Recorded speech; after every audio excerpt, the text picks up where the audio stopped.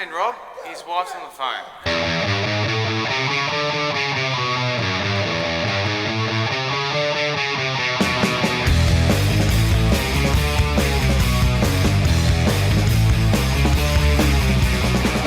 I suppose one of the things that the Horsepower Factory like to do is keep up with all the latest model cars and offer our customers the latest packages. Toyota were kind enough to loan us this new TRD Hilux 4000 SL. It has a number of differences inside. It's got black leather trim seats with the TRD logo. TRD steering wheel. Individually numbered cars, so they have a plaque inside and one under the engine bay. Outside of the car, it's pretty cool. It's got TRD body kit on it, a bit more aggressive in its styling. It's got, which definitely you notice on the ride, it's got Bilstein shocks, 17-inch alloy wheels. They've improved the braking, which is kind of cool, because quite often they'll do upgrades to the engine and not do anything to the brakes, but in this case they've seen fit to put 4-piston calipers on the front. Under the bonnet, it's got the 4-litre V6. This time in this model, the TRD, they've fitted the M90 supercharger, which was basically developed in conjunction with Magnuson products in the US. That's given the car obviously a 25% increase in torque. And you definitely notice that on the road. The interesting thing with this engine is that it actually is more fuel efficient than the naturally aspirated V6 and produces more torque from just above idle right through to 5700. So I'm going to get Marty on the job and see what he can find and give me a bit of feedback so we can start to put together some packages for our customers.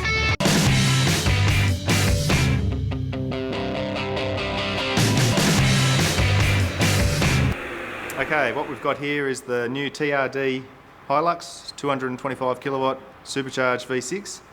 It's got the AIN M90 supercharger, basically the same as on the V6 Commodore that people have been playing with for many years now, and it's making 146 kilowatts on our dyno, which is working out to about the 225 claimed power that they rated at, and it's running about 6 pound of boost.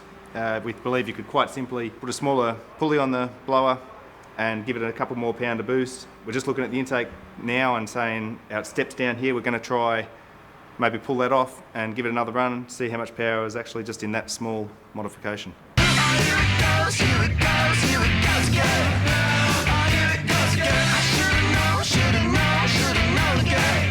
Okay, we've just pulled the air filter and intake off and we've picked up 10 kilowatts just by doing that. The boost's gone up slightly because it's got the less intake restriction. Superchargers don't like intake restrictions, so you free up the intake, you'll pick up more boost. It also leaned out the mixtures a bit because the airflow meter's here, and because it didn't have the restriction in front of it, it actually showed different airflow going into the engine and went a bit leaner. What I'm going to do now is just remove this and put this section back on and see whether the power pickup is in the whole box or just in that. We'll give that a go.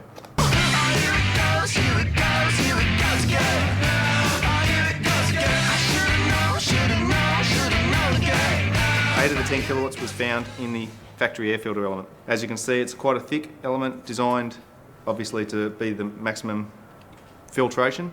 Fit in an aftermarket unit such as a AIN or something, which is an oil type filter, is much thinner and will be much freer flowing, gaining most of that 8 kilowatts back.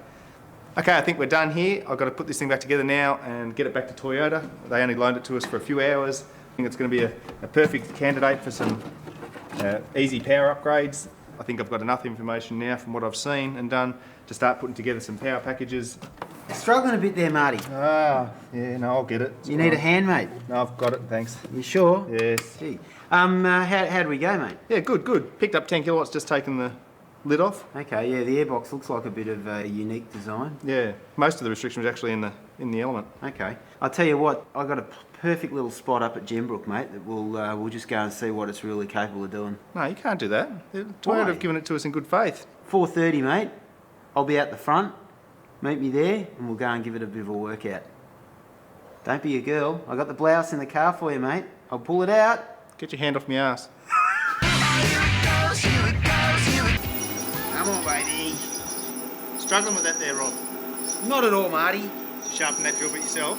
No, I found it in that drawer of blunt drills over there. I think that girl's blouse is for you, not for me. Mate, you just make sure you bring your iron jocks for our four-wheel drive expedition later on today. Alright, you want me to help you give you a pull on this? Is that my arse you're grabbing? No.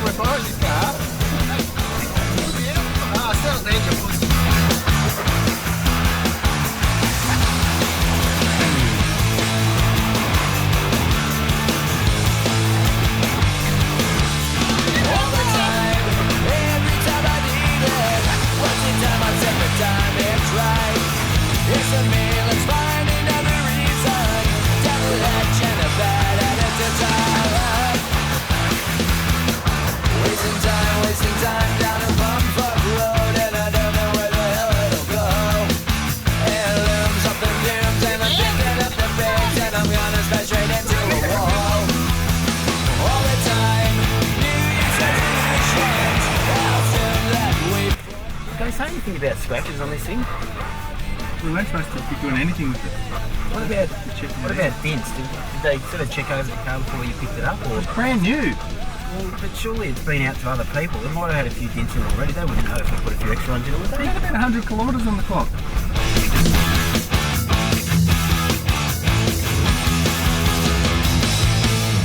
See, I told you this is going to be a nice Sunday drive for you, Marty. Yeah, that's all right. Hey, do you want to go home yet? I'm ready to go home now, thanks.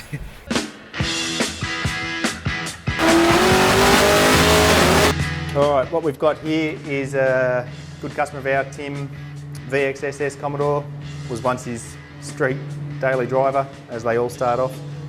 Started getting into drags racing and got more and more serious until he's at the stage now. It's run I believe an 890.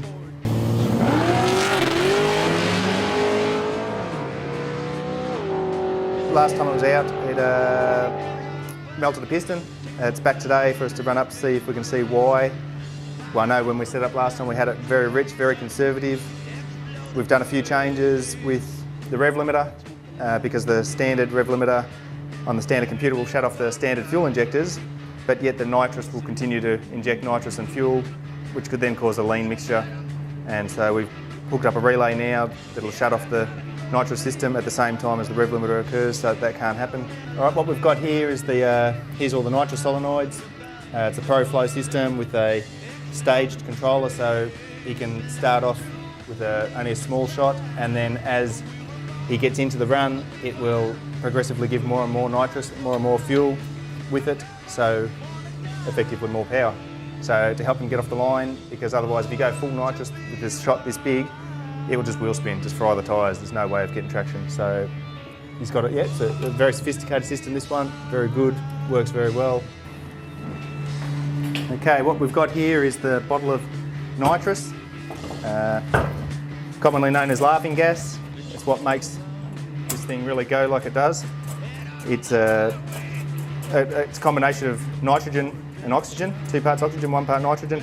The oxygen is what makes the power. You put a heap of oxygen into an engine and you add some fuel in with it and you've got power. The nitrogen's there to try and suppress the detonation and make the engine live while you're doing that. This thing's got about I think a 200 or 250 shot of nitrous, and we're going to turn this engine to about 8,000 RPM, and it makes enough power obviously to do an 8-second quarter. So this is the blanket. What you have to do with nitrous is very critical to have the bottle pressure consistent. If the bottle pressure drops down, then obviously you don't get as much gas, but you're still putting the same amount of fuel in, so the engine runs rich and the power is then down. So you've got to have the bottle pressure consistent every run you do. We run about 900 pound in this. It's got a gauge inside the car and a switch to turn the blanket on to heat the bottle up, so that we can have the correct pressure, and he can keep a monitor of it to make sure it's correct pressure every time he does a run.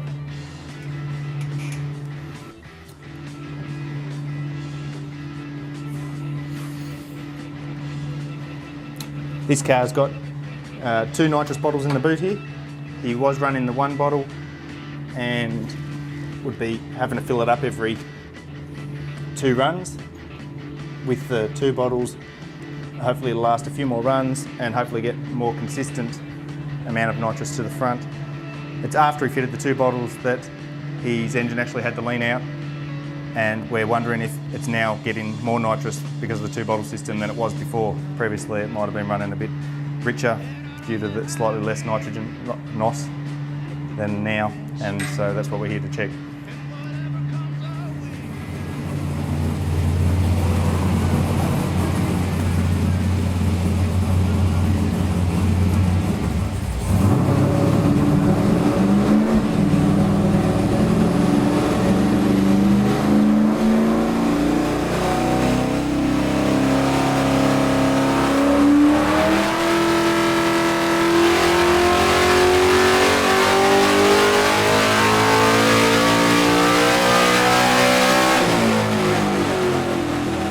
Okay, we've just run it up naturally aspirated, so we haven't turned the nitrous on yet, just to make sure everything's doing what it's supposed to be doing and the engine's happy, which it is. It's making 534 horsepower, which is good power considering the size of the torque converter this is running for what it is. It's got a 5,000 RPM stall converter, so it drains a lot of the top end power, what you actually see on the dyno. That certainly helps it go down the track. We'll do another run now. We'll turn the nitrous on this time and certainly make a fair bit more than that. See how it goes.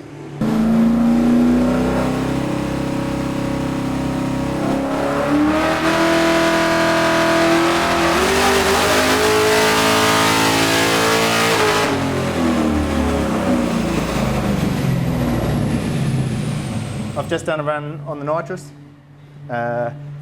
Due to the way this stage is, it starts off at 30% and then gradually builds up. The dyno doesn't like it. It doesn't like the squirt, the bursts of power, and gives you these loop-de-loops. As you can see here, it just started to smooth out there, and if I had kept going, it would have just had a smooth run right over. What I actually did then was I had the relay I was talking about to actually shut the nitrous off. I tested that. I had it set at 6800 to make sure that it did work, and it worked perfectly. It just shut the engine down as you saw. I'll now set that up to 7800 RPM where the rev limiter is and do a full run, and you'll see it will start off with a loop-de-loop still probably, but it'll smooth out and have a nice smooth graph up the top. You make a nice roller coaster there, man. We always draw pretty pictures with this car. You can generally... It's nice. I can see the fox right at the end. That's it.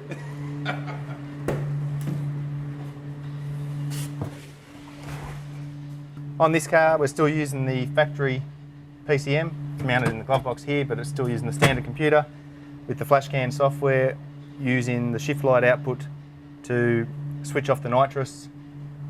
And I'm just increasing the set point that I had that set at. I did have it set at 6800. I'm now setting it to 7800 so we can do a full run and see what happens then.